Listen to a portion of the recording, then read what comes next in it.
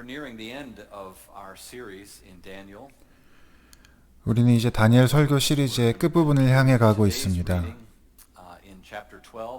오늘 12장 초반부까지의 말씀을 살펴보고 내년 초에 마지막 설교를 듣게 됩니다. 오늘 본문은 무척 오늘 본문은 매우 긴데요. 다 읽지는 않겠지만 함께 살펴보아야 할 본문임에는 틀림이 없습니다. 오늘 아침에는 주로 10장의 말씀들을 살펴볼 것입니다. 그리고 11장의 내용을 간단하게 살펴보겠습니다. 11장은 실제로 다니엘서에서 가장 많은 내용이 포함되어 있는 장이기도 합니다. 그래서 꼭 살펴봐야 할 내용들이 있고요. 그리고 12장 첫 4절의 말씀을 살펴보겠습니다. 오늘 방문하시는 분들도 계시지만 대부분 여기 계신 분들은 설교 시리즈를 다니엘 설교 시리즈를 그동안 들어오셨을 텐데 특별히 다니엘서를 살펴보면서 7장부터 시작되는 후반부의 말씀을 통해서 우리가 계속해서 이 말씀들이 무대에서 일어나는 그 역사 이면에 일어나는 일들, 무대 뒤편에 커튼 뒤에 일어나고 있는 다양한 일들, 소품을 작동시키고 또 그 뒤에서 사람들이 연출을 하기 위해서 움직이고 있는 이 역사가 이 땅에서 일어나는 무대에서 일어나는 사건들이라면 그 커튼 뒤에서 무슨 일이 일어나고 있는지 우리의 육신의 눈으로는 볼 수 없는 영적인 눈으로만 볼 수 있는 역사의 이면에서 일어나고 있는 일들을 보여주고 있다고 설명드렸습니다. 잘 아시는 것처럼 인간의 역사는 종종 힘 있는 사람들의 관점에서 쓰여집니다. 어떻게 권력을 가지게 되고 또 정략 결혼을 통해서 다른 왕조와 함께 연합한 다음 또 다른 새로운 더 센 왕에 의해서 전복되는 그러한 역사들, 지상 권력의 투쟁으로 봅니다. 그러나 다니엘은 역사의 장막 뒤에 온 세상을 다스리시는 왕이 계심을, 바로 예수 그리스도가 계심을 보여줍니다.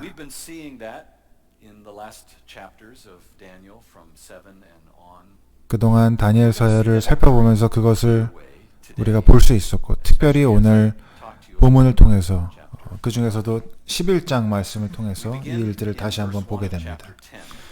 먼저 10장 1절부터 말씀을 보겠습니다.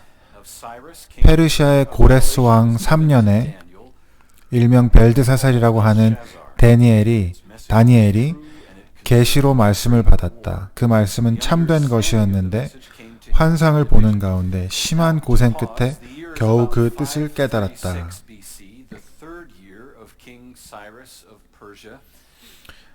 이때는 기원전 356년경 페르시아 제국 고레스 왕 3년입니다.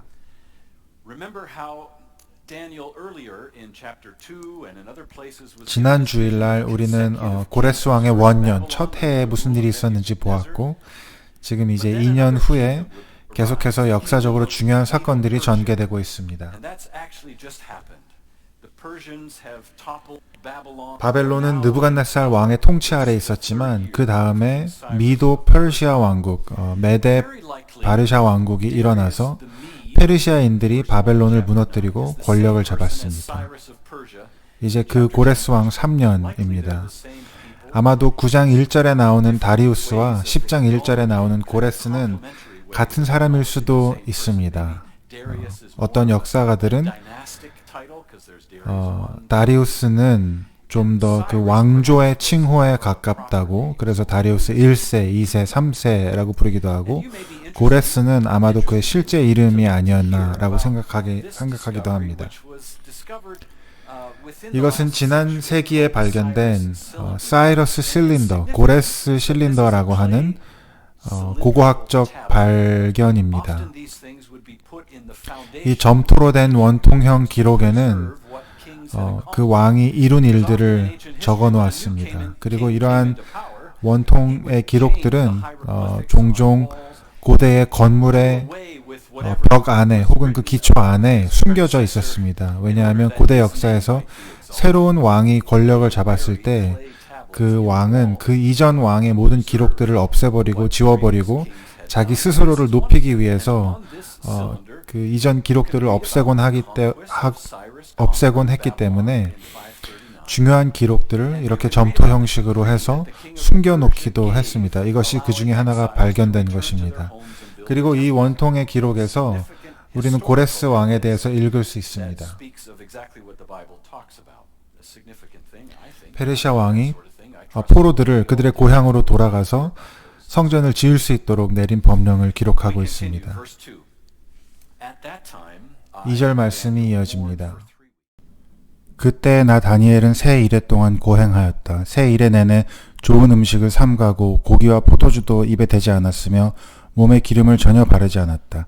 첫째 날 29날에 나는 큰 티그리스 강 둑에 앉아 있었다. 그때 내가 눈을 떠서 보니 한 사람이 모시옷을 입고 우바스의 금으로 만든 띠로 허리를 동이고 있었다. 그의 몸은 녹주석같이 빛나고 그의 얼굴은 번갯불같이 환하고 눈은 횃불같이 이글거리고 팔과 발은 빛나는 노쇠처럼 번쩍였으며 목소리는 큰 무리가 지르는 소리와도 같았다. 나 다니엘만 이 환상을 보고 나와 같이 있는 다른 사람들은 그 환상을 보지 못하였다.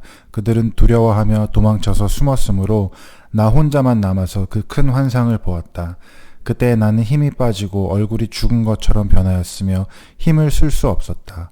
나는 그가 말하는 소리를 들었는데 그의 말소리를 들었을 때에 나는 정신을 잃고 땅에 쓰러졌다. 그런데 갑자기 한 손이 나를 어루만지면서 떨리는 손과 무릎을 일으켰다. 그가 내게 말하였다. 하나님께 큰 사랑을 받은 사람 다니엘아, 이제 내가 내게 하는 말을 주의해서 들어라. 너는 일어서라. 지금 나를 내게로 보내셔서 이렇게 왔다. 그가 내게 이 말을 할 때에 나는 일어섰으나 여전히 떨렸다. 그가 내게 말하였다. 다니엘아, 두려워하지 말아라. 내가 이 일을 깨달으려고 하나님 앞에서 스스로 겸손해지기로 결심한 그날부터 하나님은 내가 간구하는 말을 들으셨다. 내가 간구하는 말에 응답하려고 내가 왔다. 그러나 페르시아 왕국의 천사장이 20하루 동안 내 앞을 막았다. 내가 페르시아에 홀로 남아 있었으므로 천사장 가운데 하나인 미가엘이 나를 도와주었다. 이제 내가 마지막 때에 내 백성에게 일어날 일을 깨닫게 해주려고 왔다. 이 환상은 앞으로 일어날 일을 보여주는 것이다. 그가 내게 이런 말을 할 때에 나는 얼굴을 땅에 대고 벙어리처럼 엎드려 있었다. 그런데 갑자기 사람처럼 생긴 이가 나의 입술을 어루만졌다. 내가 입을 열어서 내 앞에 서 있는 이에게 말하였다. 천사님, 내가 환상을 보고 충격을 받고 맥이 모두 빠져버렸습니다. 이제 힘이 다 빠져버리고 숨도 막힐 지경인데 천사님의 종인 제가 감히 어떻게 천사님께 말씀을 드리겠습니까? 사람처럼 생긴 이가 다시 나를 어루만지시며 나를 강하게 하였다. 그리고 그가 말하였다. 하나님이 사랑하는 사람아, 두려워하지 말아라. 평안하여라. 강건하고 강건하여라. 그가 내게 하는 말을 들을 때에 내게 힘이 솟았다. 내가 말하였다. 천사님이 나를 강하게 해주셨으니 이제 내게 하실 말씀을 해주시기 바랍니다. 그가 말하였다. 너는 내가 왜 내게 왔는지 아느냐? 나는 이제 돌아가서 페르시아의 천사장과 싸워야 한다. 내가 나간 다음에 그리스의 천사장이 올 것이다. 나는 진리의 책에 기록된 것을 내게 알려주려고 한다. 너희의 천사장 미가엘 외에는 아무도 나를 도와서 그들을 대적할 이가 없다. 내가 메대 사람 다리우스 1년에 그를 강하게 하고 보호하려고 일어섰다.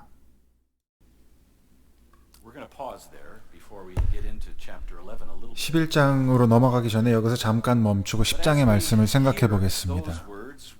이 말씀을 들으면서 우리는 다니엘이 얼마나 기도의 사람이었는지 다시 한번 생각해 보게 됩니다.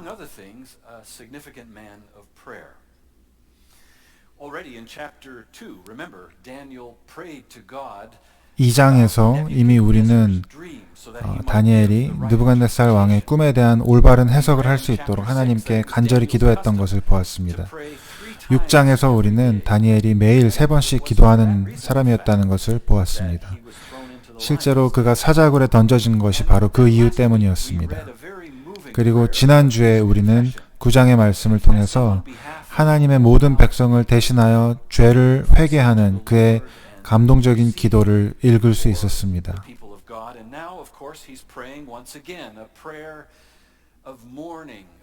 그리고 다시 한번 10장에서 다니엘은 금식을 통해 애통의 기도를 하나님께 드리고 있습니다. 왜 그런 기도를 드렸을까요? 왜냐하면 고레스 왕이 이스라엘 사람들을 예루살렘으로 돌려보낸 후에 그들이 얼마나 큰 어려움을 겪고 있는지에 대한 이야기를 들었기 때문입니다. 예루살렘으로 돌아가서 성벽을 재건하는 사람들이 겪고 있던 어려운 소식을 다니엘이 들은 것입니다. 에스라 4장에 기록하기를 이 말을 들은 그는 그 땅 백성은 성전 짓는 일을 방해하여 유다 백성의 사기를 떨어뜨렸다. 그들은 고문관들을 매수하면서까지 성전을 짓지 못하게 하였다. 이러한 방해는 페르시아 왕 고레스가 다스리던 모든 기간뿐 아니라 페르시아 왕 다리우스가 통치하던 때까지 이어졌다. 이러한 소식을 다니엘이 들은 것이고 그 소식에 대해서 괴로워하면서 3주간 애통하며 금식하며 기도하고 있었습니다. 한 가지 흥미로운 사실은 다니엘이 이제 육식을 하고 있었던 것 같습니다. 1장에서 그가 육식을 거부했던 것을 우리가 기억하고 있는데 이제는 고기와 포도주를 먹는 것 같습니다. 그래서 금식을 하면서 그것들을 금하고 있었던 것이죠. 그리고 그렇게 기도하면서 이 티그리스 강가에서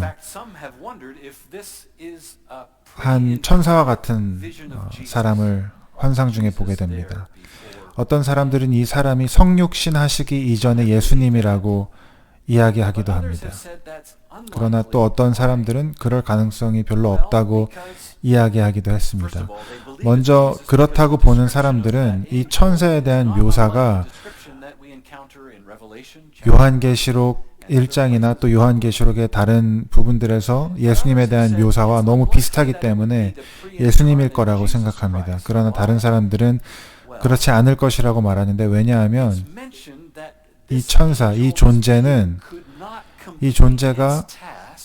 하려던 일을 페르시아 왕국의 천사장, 페르시아 왕국의 왕자가 그 앞을 가로막았기 때문에 임무를 완수할 수 없었고 또 다른 대천사인 미가엘이 와서 도와주어야 했다라고 언급합니다.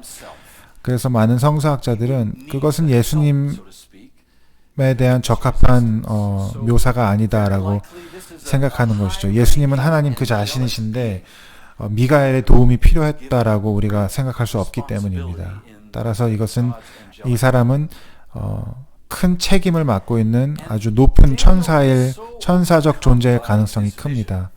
그리고 다니엘은 이 환상에 완전히 압도되어서 맥이 빠지고 힘이 빠졌다라고 기록합니다. 그런데 사실 이것은 성경에서 처음 보는 것이 아닙니다. 거의 대부분의 경우에 어떤 천사와 같은 존재가 나타날 때마다 사람들은 두려움에 떱니다.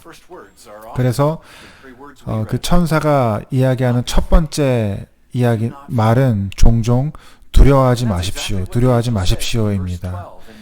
마찬가지로 이 10장 12절에서도 천사가 다니엘에게 그렇게 말합니다. 두려워하지 말고 일어서라. 사랑을 받은 자여, 하나님의 사랑을 받은 자여, 두려워 말라. 그리고 이런 말을 합니다. 아주 중요하고 우리가 꼭 잘 들어보아야 할 말입니다. 12절에 그가 내게 말하였다. 다니엘아 두려워하지 말아라. 내가 이 일을 깨달으려고 하나님 앞에 스스로 겸손하여지기로 결심한 그 첫날부터 하나님은 내가 간구하는 말을 들으셨다. 내가 간구하는 말에 응답하려고 내가 왔다. 다니엘이 지금 3주 동안 기도해 왔다는 사실을 우리가 알고 있습니다. 겸손한 자세로 금식하고 애통했습니다.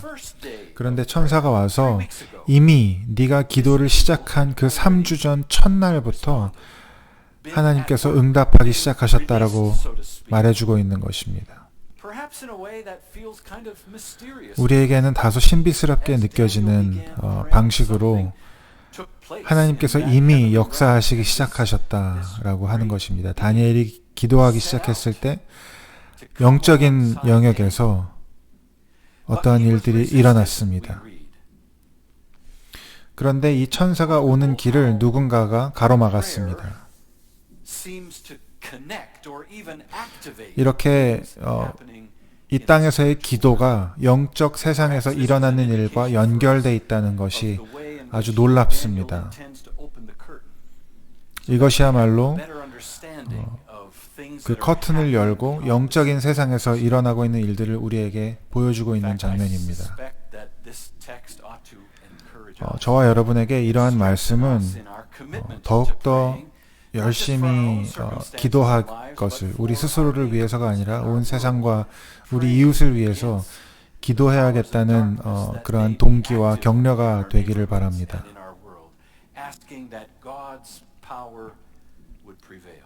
하나님께서 하나님의 능력이 역사하기를 기도하는 것이죠.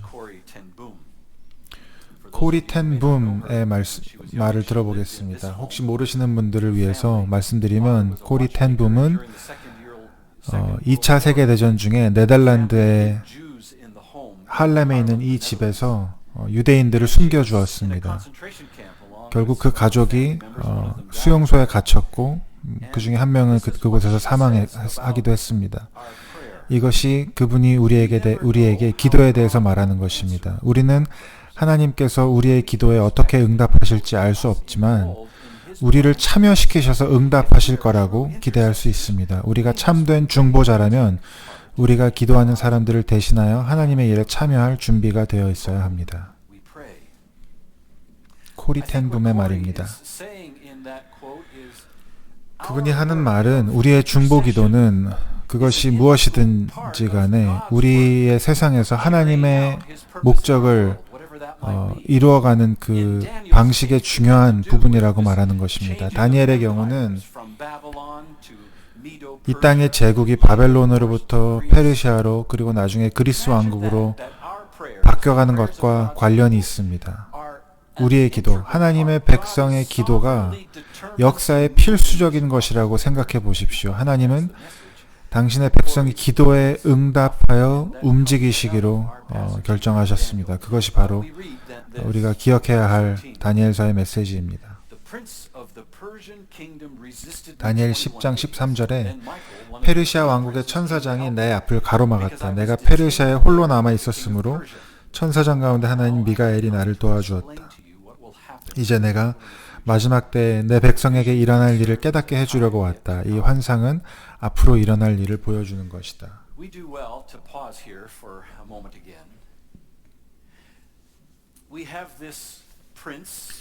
이 본문에서 우리는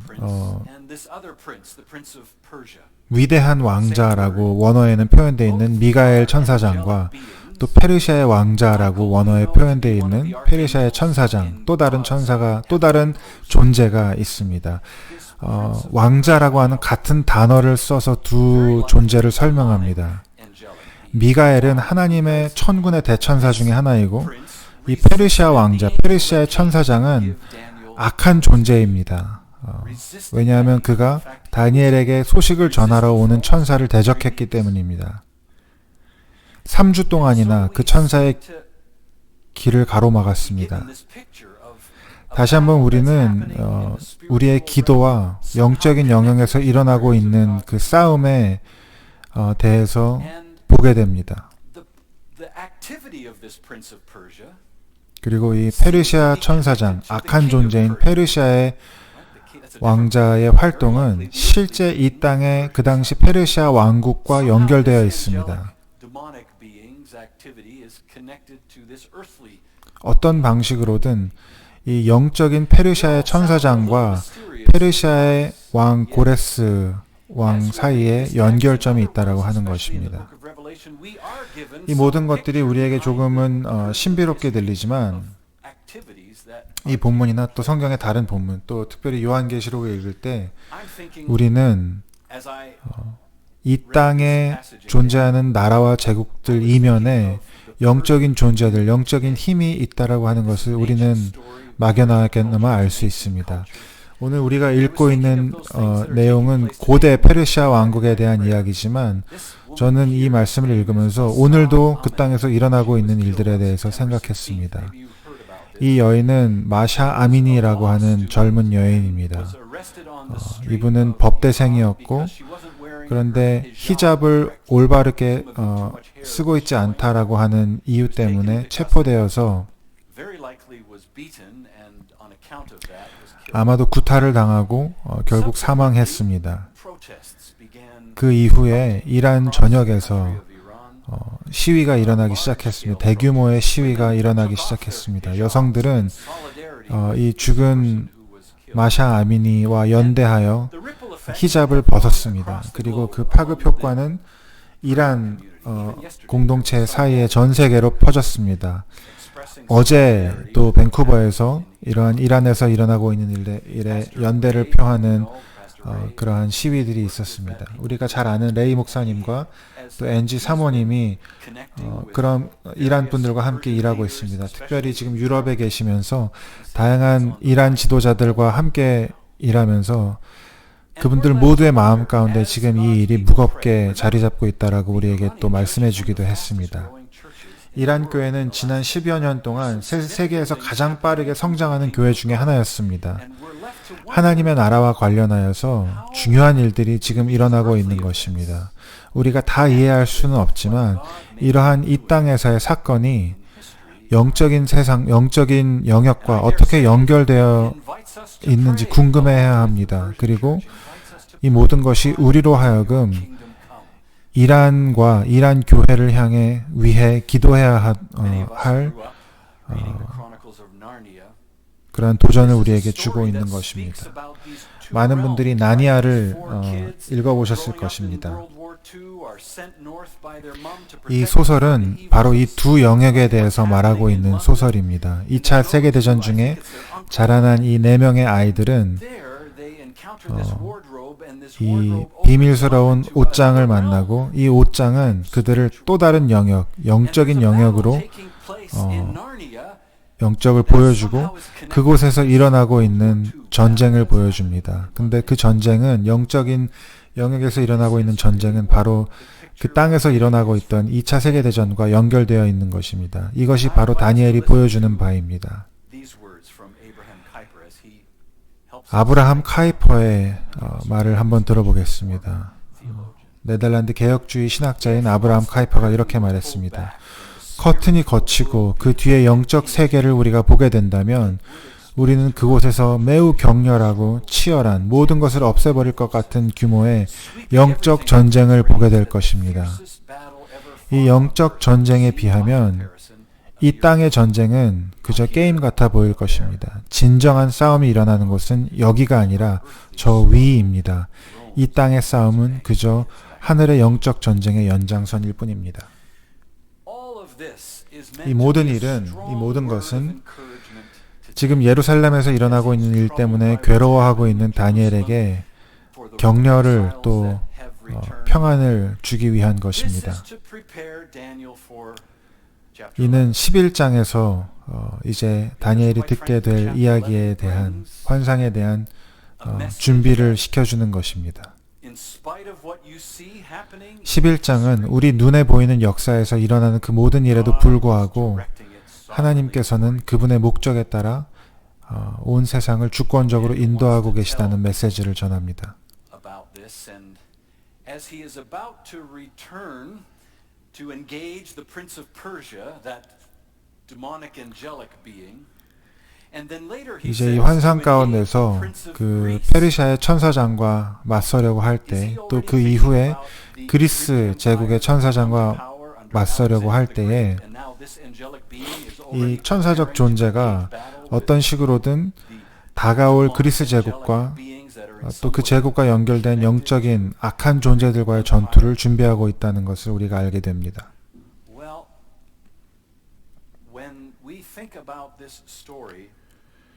우리가 이 환상의 내용을 계속해서 살펴보고 또 이제 11장에서 천사가 말하려고 하는 것들을 생각할 때 마틴 로이드 존스 목사님이 이렇게 말한 것을 기억해보면 도움이 될 것입니다. 우리는 이 땅에서 혈과 육의 싸움만 하고 있다는 생각을 버려야 합니다. 우리의 싸움은 본질적으로 영적인 영역, 하늘의 영역에 있습니다. 다르게 말하면 우리의 싸움은, 우리의 대적은 한 개인이나 한 그룹의 사람들을 넘어서 영적 영역에 존재하는 대적입니다.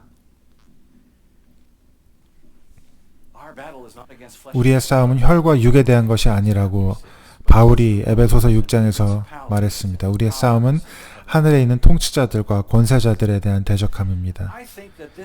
저는 이것이 바로 하나님께서 우리에게 분명하게 명령하시는, 원수를 사랑하라고 명령하시는 이유 중 하나라고 생각합니다. 이 세상에서 원수는 우리가 맞서 싸우고 우리가 거부하고 또 우리가 버리는 사람들입니다. 그러나 그리스도인들은 우리의 싸움이 사람에 대한 것이 아니기 때문에 그들을 사랑하도록 부름받았습니다. 우리의 원수는 역사의 배후에서 활동하는 정사와 권세입니다. 우리는 원수를 사랑하고 혈과 육이 아닌 더 큰 전쟁에 참여하도록 부름받았습니다. 천사가 다니엘에게서 떠나기 전에 말하기를 진리의 책에 기록된 것을 너에게 알려주려고 한다라고 말합니다. 이 진리의 책이라는 것이 무엇입니까? 아마도 그것은 하나님께서 역사의 사건들을 앞으로 전개하실 그 역사의 사건들에 대한 하나님의 목적과 계획에 대한 상징적인 언급일 것입니다. 이제 11장의 말씀을 살펴보겠습니다. 11장은 매우 길고 사실 쉽게 설교할 수 있는 본문은 아닙니다. 저는 사실 11장에 대해서는 설교보다는 강의를 할 수 있다고 생각이 됩니다. 그럼에도 불구하고 짧게 여러분에게 11장의 말씀을 전하려고 합니다. 11장에서 우리가 11장의 말씀을 읽으면서 이것이 이제 앞으로 전개될 역사에 대한 난해한 어떤 설명이라고 하는 것을 우리가 알 수 있습니다. 천사는 지금 앞으로 일어날 일들을 다니엘에게 설명하고 있습니다. 그리고 그것은 조금 이해하기 어려운 방식으로 우리에게 들려집니다. 이는 역사에 대한 하나님의 관점이며 이 땅의 역사가들이 말하는 것과는 다른 방식으로 전해집니다. 11장의 첫 20절에서는 다니엘 시대부터 안티오쿠스 에피파네스의 그 왕권에 이르기까지의 역사적인 기간을 다루고 있습니다. 아마 그 이름을 기억하실 텐데요. 이것은 약 330년의 역사적 기간입니다. 그것이 1장부터 20절까지 기록되어 있습니다. 대부분의 성경학자들이 이것에 대해서 동의합니다. 11절 첫 4절, 3절의 말씀을 읽어보겠습니다. 이제 내가 진실을 너에게 말하겠다. 보아라, 페르시아에 또 새 왕이 일어날 것이며 그 뒤에 넷째는 다른 누구보다 큰 재물을 모을 것이다. 그가 재물을 모으고 권세를 쥐게 되면 모든 사람을 격동시켜서 그리스를 칠 것이다. 그러나 그리스에서는 용감한 왕이 일어나서 큰 권력을 쥐고 다스리면서 자기 마음대로 할 것이다. 그러나 그의 권세가 끝날 때가 되면 그의 나라가 깨어져서 천하사방으로 나뉠 것이다. 그의 자손도 그 나라를 물려받지 못한다. 그의 자손은 그가 누리던 권세도 누리지 못할 것이다. 그의 나라가 뽑혀서 그의 자손이 아닌 다른 사람들에게 넘어갈 것이기 때문이다.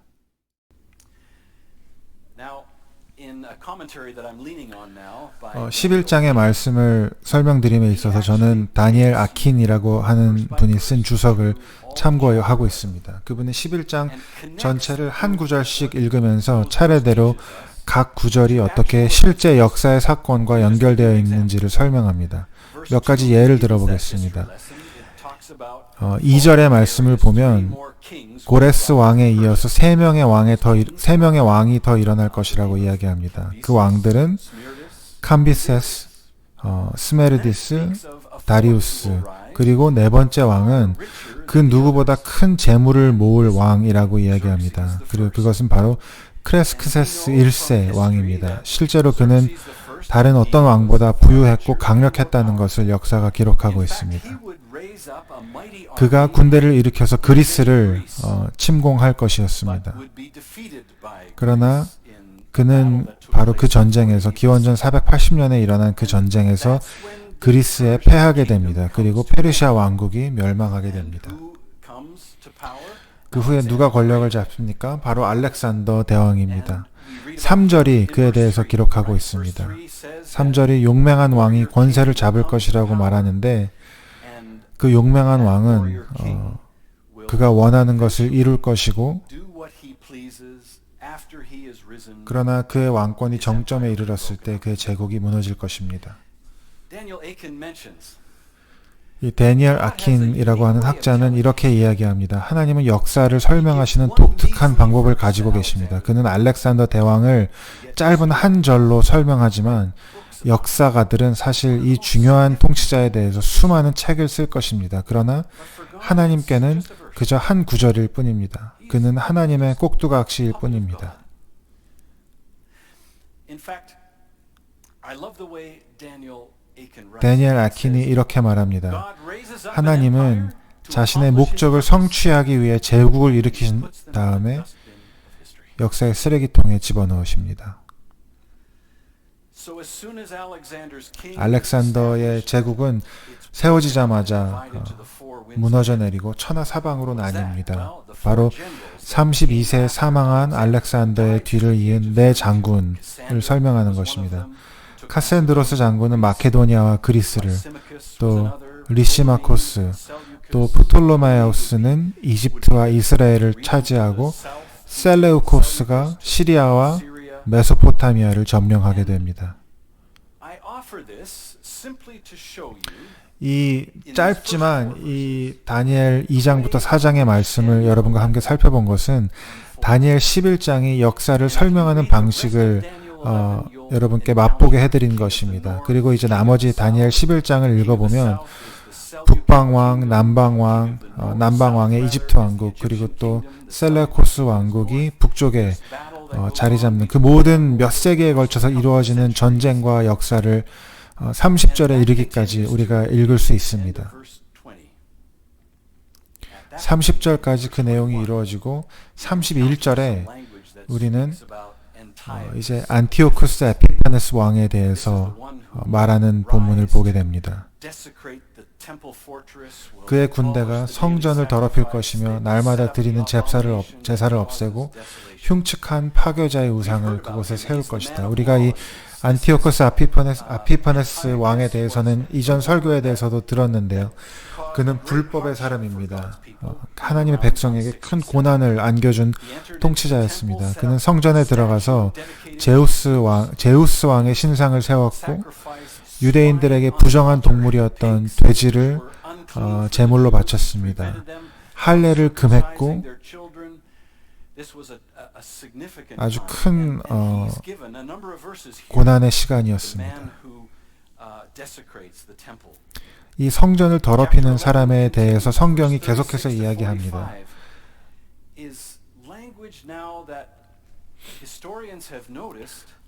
11장 36절부터 45절의 말씀, 환상은 실제로 아직까지 일어난 역사적 사실과는 연결되지 않는 내용입니다. 이것은 앞으로 올 불법의 사람에 대한 묘사입니다. 아직 오지 않은 악한 영에 대한 이야기입니다. 그리고 많은 학자들이 이 다니엘의 예언을 데살로니가 후서 2장과 연결해서 이해합니다. 데살로니가 후서 2장에서 바울은 불법의 사람에 대해서 경고합니다. 여러분은 아무도 어떤 방식으로도 속아 넘어가지 마십시오. 그날이 오기 전에 믿음을 배신하는 일이 생기고 불법자 곧 멸망의 자식이 나타날 것입니다.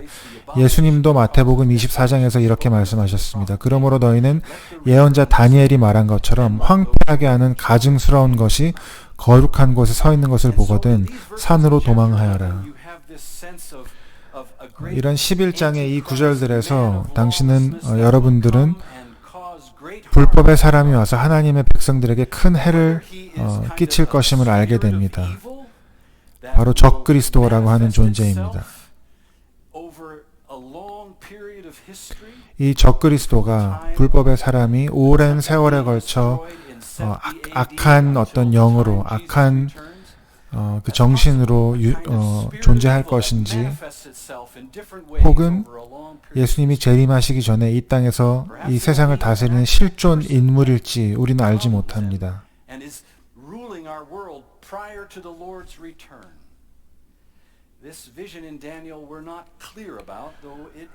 이 환상은 그 해석이 분명하지는 않습니다. 그러나 신약에서도 다양한 본문들이 이 존재에 대해서 말씀하고 있습니다. 그러나 11장 말미에 강력한 말씀이 있습니다. 그것은 이 모든 불법, 이 모든 멸망, 하나님의 백성에 대한 대적이 어느 시점에서 천사가 다니엘에게 말하기를 어느 시점에서 모든 것의 끝이 이를 것이다 라고 말합니다. 결국 하나님이 승리하실 것입니다.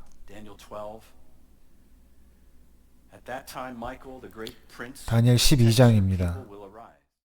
그때에 너의 백성을 지키는 위대한 천사장 미가엘이 나타날 것이다. 그리고 나라가 생긴 뒤로 그때까지 없던 어려운 때가 올 것이다. 그러나 그때에 그 책에 기록된 너의 백성은 모두 피하게 될 것이다.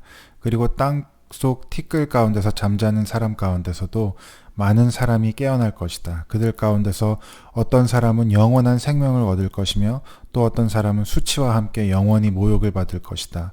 지혜 있는 사람은 하늘의 밝은 빛처럼 빛날 것이요 많은 사람을 옳은 길로 인도한 사람은 별처럼 영원히 빛날 것이다.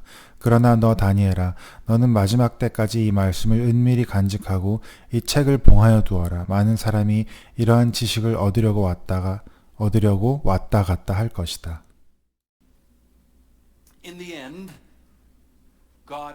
결국 하나님이 승리하십니다. 하나님의 백성은 보존될 것입니다.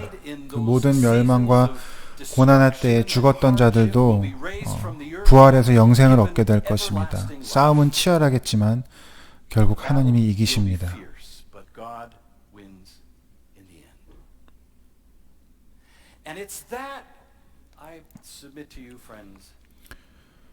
여러분, 이 말씀이 우리에게 용기를 줄 뿐만 아니라 우리에게 기도하도록 동기를 부여합니다.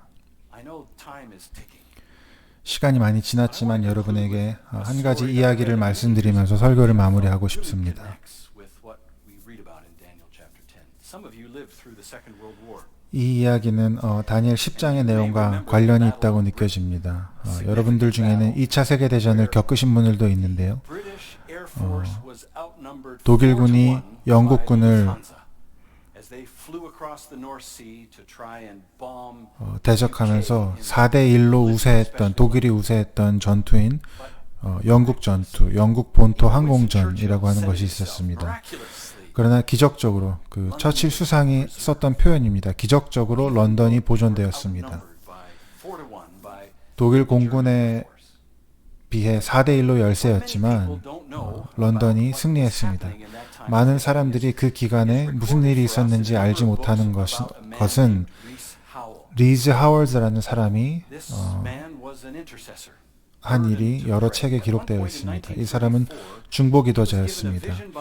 1934년 그에게 큰 기도의 부담이 생겼습니다. 그는 하나님으로부터 세계 복음화를 위하여 기도하라는 비전을 받았습니다.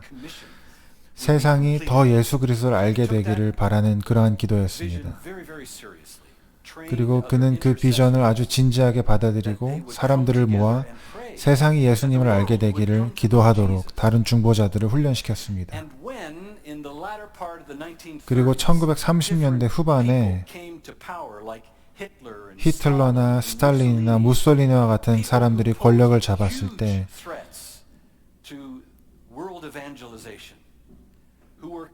많은 사람들을 죽이고 또 세계 복음화에 큰 어려움이 되었던 이 사람들로 인해서 이 중보 기도자들이 그들을 대적하며 기도했습니다.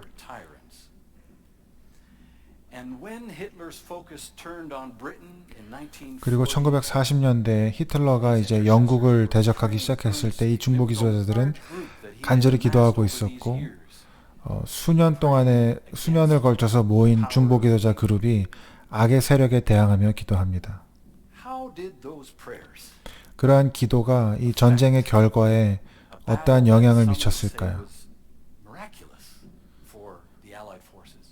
영국군의 승리가 기적이라고 말하는 그 전투에 이러한 기도가 어떤 역사를 끼쳤을까요? 다니엘이 우리를 위해서 그 커튼을 열고 하늘의 모습을 보여줄 때, 영적인 세상을 보여줄 때 다니엘이 우리에게 보여주는 것은 우리가 기도할 때, 사람들이 함께 기도할 때, 이 선과 악 사이의 이 전쟁, 영적 전쟁 가운데 우리가 참여하고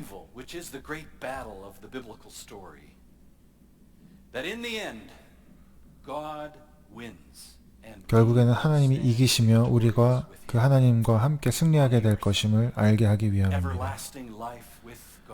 하나님과 함께하는 영원한 삶,